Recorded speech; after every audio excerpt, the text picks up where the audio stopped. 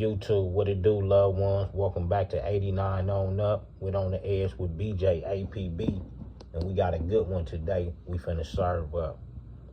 In this one, we had one of the homeboys donate to the channel, and he wanted us to kind of collaborate on the experience on what it's like to be in a house when it's being shot up. So, BJ, can you collaborate on that a little bit, if possible? Yes, indeed. First and foremost, I want to say peace and blessings to everybody on top of the evening to you, brother, and hope all is well with the family. All the time. Appreciate you, loved one. It's all good. Yeah, man, I've been in a situation twice where a house got shot up. You know, one was over a female.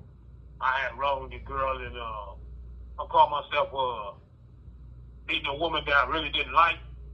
I wanted to have sex with her, and we had sex, and after the sex was over, I told her that the relationship had ended right there. And she got mad and had her brothers come shoot the house up. But by then, you know, it didn't really bother me too much because I was used to it. But the very first time it ever happened was in 1980. It was a fight. Jerry Cooney versus Larry Holmes, I believe. Yeah, it was Larry Holmes versus Jerry Cooney. I believe it was in 1980 or in 1983. It was somewhere in there. I'm not sure which year it was exactly. But Larry Holmes was fighting Jerry Cooney, and Jerry Cooney was the people's sheriff at the time. You know, he was the Great White Hope at the time. And so my father had a friend that stayed in Linwood, and my pops had took us over there to watch the fight over his house. And when we got there, the house was a bookie joint, you know, where people make bets at old games and horses and all type stuff, pool table gambling, dice shooting, all that stuff. So when we got up in there, my pops had made a couple of bets and took a couple of bets. Him and his friend was running the house, running the bookie joint. And at the end of the fight, Larry Holmes had ended up winning. Larry Holmes ended up knocking Jerry Cooney out. And when he knocked him out, a lot of people was upset. Everybody felt that it was cheating. You know what I mean? So people didn't want to pay up their money. So my pops and this dude get into a fight, and my pops and his homeboy end up touching the dude up and taking the money he owed and put him out. Well, after they put him out, the dude messed around and felt some type of way, and he came back while we was in the house, and me, my brother, my mother, my father, my pop's friend that ran the bookie joint, we was in there straightening up the house. He came back and, man, I'm talking about, he just laid the house down. I'm talking about, he just came back, everybody was on the floor. And so we hit the floor, you know, as a kid, I was scared to death. Me and my little brother was scared to death, but my pops, he turned off all the lights now. He told everybody to cut off all the lights. And then he cut off the lights. He had us crawl to the back room. And as we crawled to the back room, the adults pulled out their gun. Even my mom's had a pistol. Shit, they bust out the windows and shit. They got cracking right back at them. You know, whoever was shooting, they got cracking back. Every time a shot fired off, my pops was direct traffic. Like, yo, there you go over there. You see the fire? And I see where the house and fire coming from, and then get all back.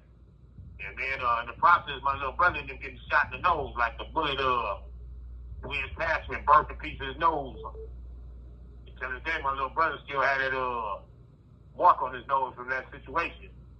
But yeah, man, that situation is so dangerous that you really don't know what to do. It's really nothing you can do except for lay on the floor and crawl to the floor, and hopefully they don't come up in the house, you know, especially if you don't have no weapon to defend yourself or nobody to call or phone or nothing, you know.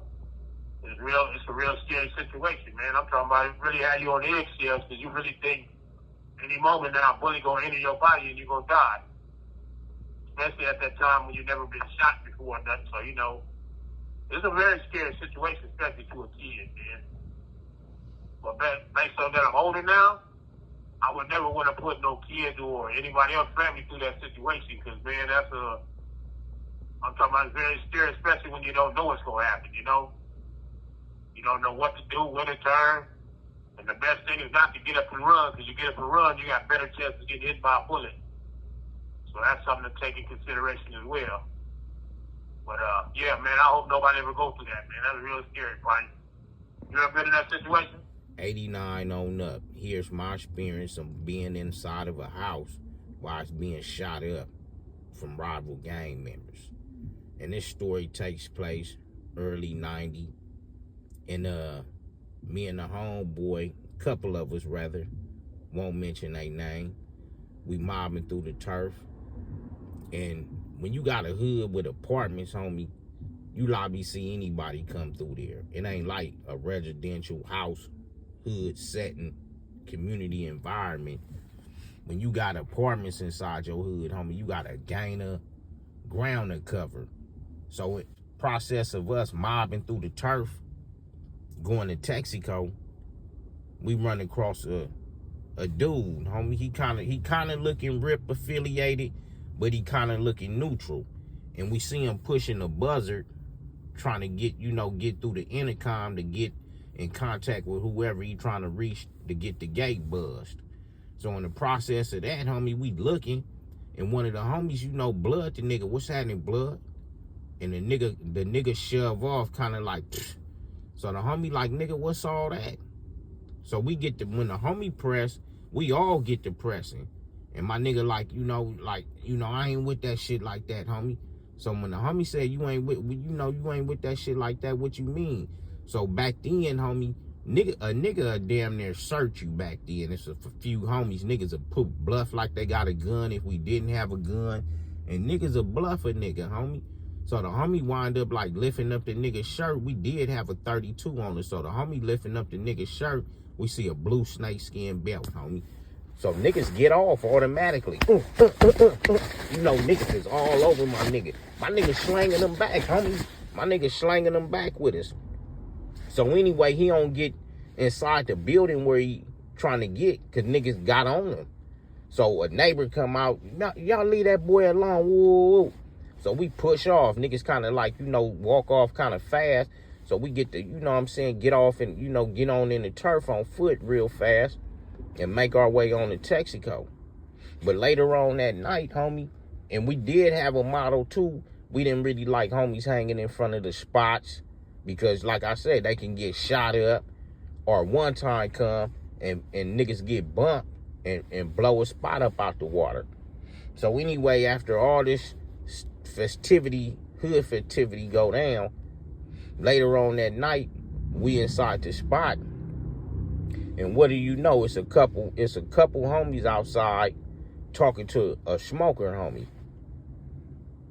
So in the midst of them cutting it up, they say a car pull up and ask for some work. And quick as they could respond, niggas get to busting. Glocka, glocka, glocka, glocka, glocka, glocka, glocka. We inside the spot, homie. So that's a scary ass feeling if you been a nigga that's doing dirt and been running around in the streets, homie. That's a scary ass feeling to come up under gunfire. Lock, lock, lock, lock, lock, lock. And you don't know where that shit coming from, homie. First thing in your mind as an active gang member is, this a motherfucking assassination hit. These niggas finna come up in here and kill a nigga, especially if you ain't got no heat. So, but we up in there, homie, and like I said, niggas had the 32. So a nigga on his stomach, everybody ducked low once they heard them gunshots, and the nigga crawling on his stomach, army crawling on his stomach, and the first thing the nigga want to do is get somewhere position where a window is at, where you could damn near look up out that motherfucker and point a thing if you got to and return fire, homie. But that's a time that niggas had tripped on a nigga inside our hood, and it was a major coincidence. Later on that night, a hood spot come up under attack with gunfire, homie. But 89 on up, G stuff, not ye stuff. And that's just my time and experience being inside of a spot when it gets shot up, homie. And it, like I say, it's a scary, horrific feeling, homie. Because like I said, you don't know if it's a assassination hit, how close these niggas is finna get up on you, or the shooters. But yeah, man, that was a vicious, spooky time, and a nigga glad he was able to survive it, and nobody got hit. And it always be a coincidence that a bullet go somewhere where somebody was sitting or just exiting a room inside of a house or apartment when it's getting busted on. But one love and appreciate everybody that's staying tapped in with 89 on up.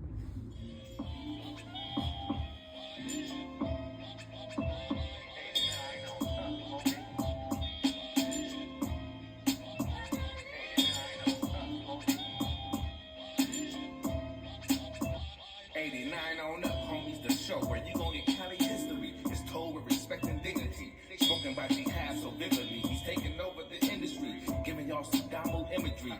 Damn you, if you ain't hitting them likes, come on, subscribe. Check out the channel and I bet that will make you decide to tune in every chance you get. It's lit, and some of y'all can learn a bit from this gangster shit.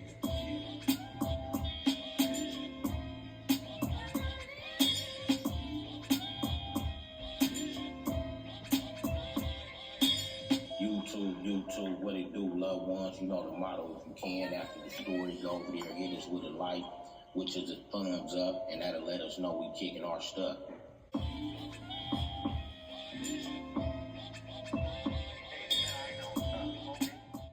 I want to thank the homeboy G League Deuce for the intro from the legendary monumental historical hip-hop album Banging on Wax. You can reach him on Instagram at Solid from Day One.